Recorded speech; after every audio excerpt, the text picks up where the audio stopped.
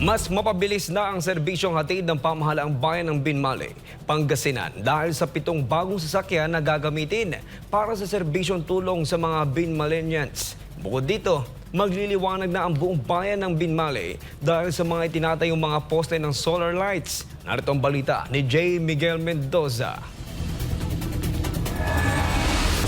Kamakailan lang ay pinasanyayaan ng lokal na pamahalaan ng Binmaley ang 7 bagong sasakyan sa pangunguna ni Mayor Pedro Pete Pereira III para sa mas maayos at epesyenteng paglilingkod sa mamamayan. Ang 7 bagong sasakyan ay nagkakahalaga ng 8.4 milyong piso na ayon kay Mayor Pedro Pete Pereira III ay mula sa pondo ng bayan.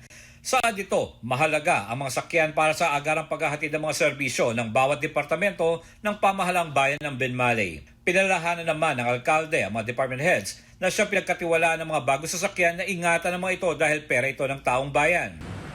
Pag-ingatan niyo po ang mga sasakyan na yan.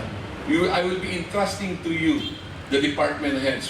Siguro wala na tayo yung mga bagay na dahilan dahil noon sasabihin natin inaantay niyo na dumating yung ibang sasakyan para umalis kayo.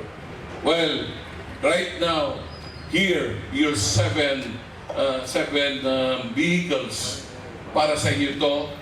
Ingatan natin dahil ito ay pera ng bayan. Ayon sa Fisheries Technologies na si Rogelyn Laban, OIC ng Municipal Agriculture Office, isa sa pinaka-busy ang kanilang departamento, kaya naman malaking tulong ang service vehicle sa kanilang opisina. So kami sa talagang nangailangan ng sasakyan kasi po once na hindi ko kami nakakapagpa-reserve dito, yung garong po ng kasama ko po yung ginagamit namin. So malaking tulong po siya talaga kasi halos everyday po kaming lumalabas. Tamang-tama po talaga siya. Since last year pa ho namin siya hinihintay kasi ang alam ho namin talaga na for procurement na siya last year. So very timely and talaga napapanahon. Gamit na gamit po yan para sa amin.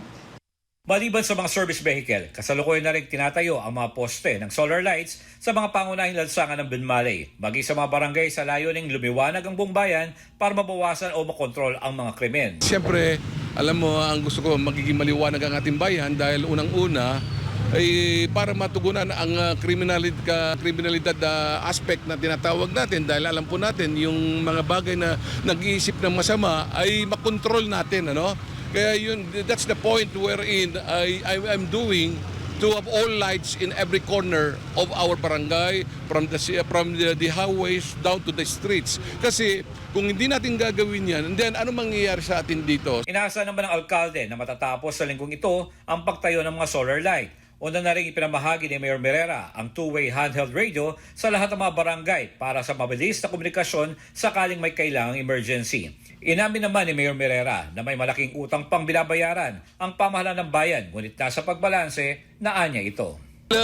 Alam nyo man, ay nasa pangangalaga, nasa paghawak yan kung paano natin pangalagaan at tignan natin ang balansyado ng ating pinaggagasusan. Dahil hindi ka basta-basta makakabili, alam mo na mayroon kang binabayaran ng utang. Kaya lang, sabi ko, ay kailangan magtipid muna mga bagay na gusto natin gawin para at least maisipan at magawa natin itong mga bagay na gusto natin mangyari dito sa bayan ng Binmaley. Kapag nabigyan ng pagkakataon na muling makapagsilbi si Mayor Pete Pereira bilang alkalde ng bayan, ay plano nitong kabitan ng CCTV ang lahat ng magsulok ng Binmaley para sa agarang paghuli sa mga gumagawa ng krimen sa bayan at mananatili pa rin sa kanyang krusada na bayan muna bago sarili, ayaw sa korupsyon. Para sa Diyos at Pilipinas kumahal. J. Miguel Mendoza, SMNI News, North Luzon.